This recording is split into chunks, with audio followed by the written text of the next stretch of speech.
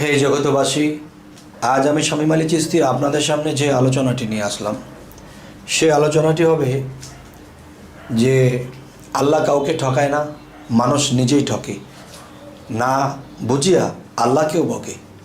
তবে আজকের আলোচনাটি হলো স্বপ্ন বিষয়। যেরকম যে কোনো মানুষের জীবনে দেখা যায় একটা বিপদগ্রস্ত হইয়া উঠেছে, আবার আরেকটা বিপদে পড়েছে, সেই বিপদ থেকেও সে উঠেছে, এরপর আবার আরেকটা বিপদে পড়েছে, সেই বিপদ থেকে উঠেছে, এরপরে আল্লাহকে বকতে বকতে বলতেছে যে হে আল্লাহ, তুমি আর কাউকে দেখো না, শুধু আমাকে তুমি একটার পরে একটা বিপদ দাও। তখন এখানে যে বিষয়টি, আল্লাহ কখনোই দোষী নয়, দোষী একমাত্র আমরা। যেমন আল্লাহ প্রতিদিনের খবর প্রতিদিন দেখায়, প্রতিদিন জানায়, কিন্তু সেই জানার খবর আমরা রাখি না। আমি কয়েকটা এক্সাম্পল করব। যেমন কি বুঝবেন যে আমরা যদি স্বপ্নের ব্যাখ্যা করতে যাই, এই ব্যাখ্যা করলে দেখি আমার সামনে কি হবে সেই খবরটা আল্লাহ দিয়ে দিয়েছে, কিন্তু এই খবরটা আমি নেইনি, বুঝতে চাইনি, যার ফলে আমি অবুঝ রয়ে গেলাম, বিপদগ্রস্তই রইলাম। সেটি কেমন? যেমন মনে করেন আমার দাদা বা আমার জেঠা বা আমার জাত বংশের মধ্যে কেউ মারা যাবে, হয়তো 3 দিন পরে বা 5 দিন পরে মারা যাবে।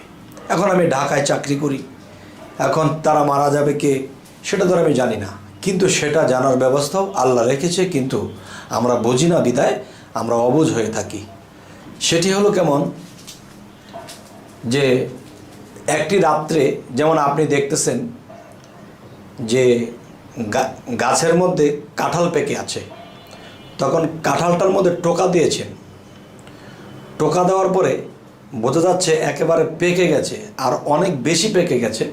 মনে হয় কিছুক্ষণ পরে কাঁঠালটা গাছ থেকে আপনিই পড়ে যাবে, একদম গলগল্লা হয়ে গেছে। তখন এই কাঁঠালটা নিচে নামাইলেন, নামানোর পরে কাঁঠালটাকে 2 ভাগ করলেন, 2 ভাগ করার পরে আপনি সেই কাঁঠালের যে কোষ খেতে শুরু করেছেন। তো এখন কথা হলো যে মানুষ মরে যাওয়ার তো আর কোনো টাইম নেই যে এমুক বছর মরবে মানুষ, এমুক বছর মরবে না, এমন তো না। মানুষ জন্ম নিচ্ছে, মানুষ মৃত্যুবরণ করতেছে।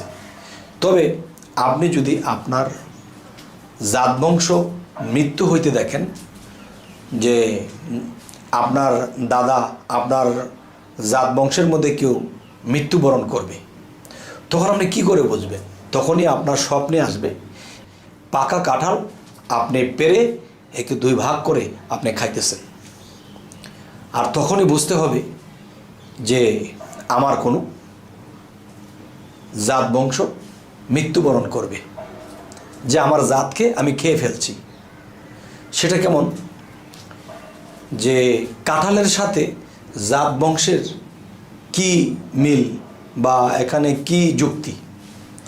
তাই এটা আমি বলবো, দেখেন আমরা বাংলাদেশে বাস করি, আমাদের জাতীয় ফল কি? কাঁঠাল। তাহলে আমার যে চাচা, বাবা, আমার যে দাদা, তারা কিন্তু আমার জাত বংশ। তখন এই জাত দিয়ে সেই জাতকে বোঝানো হলো যে আমি কাঁঠাল থেকে সে জাতীয় ফলটাকে পেরে আমি ভেঙে এটাকে খেয়ে ফেলছি, তার মানে আমার জাতকে আমি খেয়ে ফেলছি, তার মানে আমার জাত বংশের কেউ চলে যাবে, তার সময় হয়ে গেছে। সুবহানাল্লাহ। তো হে জগতবাসী, আমি যে আলোচনাটি আপনাদের সাথে করতেছি, এই আলোচনাটি কোনো বানোয়াট নয়, এই যে আলোচনাটি প্র্যাকটিক্যাল। আচ্ছা, এ ফাঁকে আমি আরও একটি আলোচনা করব। যেমন আমরা যদি ভাবি যে এমন একটা সময় ছিল, তখন ফোন ছিল না, তখন চিঠির যুগ ছিল। তো এখন যদি বিদেশ থেকে একটা চিঠি আসতো, তখন বুঝতাম যে হ্যাঁ, আমার ভাই বা আমার বাবা বা আমার আত্মীয় ভালো আছে মন্দ আছে, জানতে পারতাম। আজকে চিঠি দিলে 1 সপ্তাহ লাগতো বা 2 সপ্তাহ লাগতো চিঠিটা পৌঁছাতে। তাহলে ওই যুগের কথা যদি আমরা ধরি, তখন ফোনের কোনো ব্যবস্থা ছিল না, মোবাইলের কোনো ব্যবস্থা ছিল না। তো এখন আমি যেটি বলবো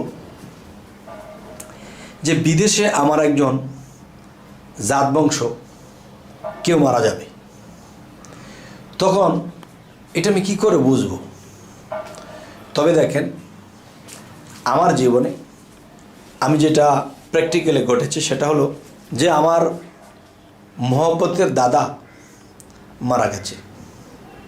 আমার এত মহব্বতের জাত বংশ, আমার দাদা মারা গেল। আমি এতদিন ধরে তরিকত করি, এতদিন ধরে আমি সাধনা করি, হে আল্লাহ তুমি জানাইলে না আমাকে? এতটুকু কি আমি তোমার কাছে, এতটুকু তোমার কাছে কি আমি অতটুকু ভাগ্য আমি কামাইনি যে আমার একটা মহব্বতের দাদা এই পৃথিবী ত্যাগ করবে? আমি সেটা জানলাম না। তো তখন আল্লাহর প্রতি মনটাকে অন্যরকম করে তখন এক জায়গায় হেলান দিয়ে বসে আছি, আমার চোখ লেগে আসছে। তখন দেখতেছি কেউ আমাকে বলতেছে, এই তোকে আমি বলেছি না, তোকে আমি দেখাইছি না যে তোর জাত বংশ চলে যাবে?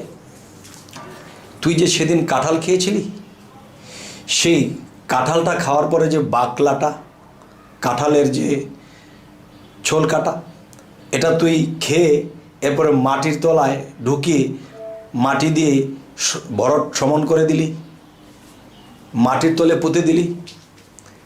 আমি তোকে দেখিয়েছিলাম না, আমি তোকে সিগন্যাল দিয়েছিলাম না যে তোর জাত চলে যাবে? এই তো তোর জাত তুই নিজেই তো খেয়ে মাটির নিচে রেখেছিস।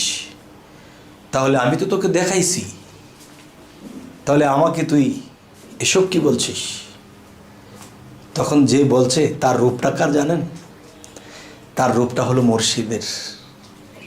কারণ এই জন্যই তো বলা হয়েছে যে আল্লাহ বলেছে, হে রাসূল আপনার হাতে আমার হাত। আর রাসূল বলেছে কি, বেলায়েতের যুগে উলিয়া উলিয়া পীর মুর্শিদের হাতে আমার হাত।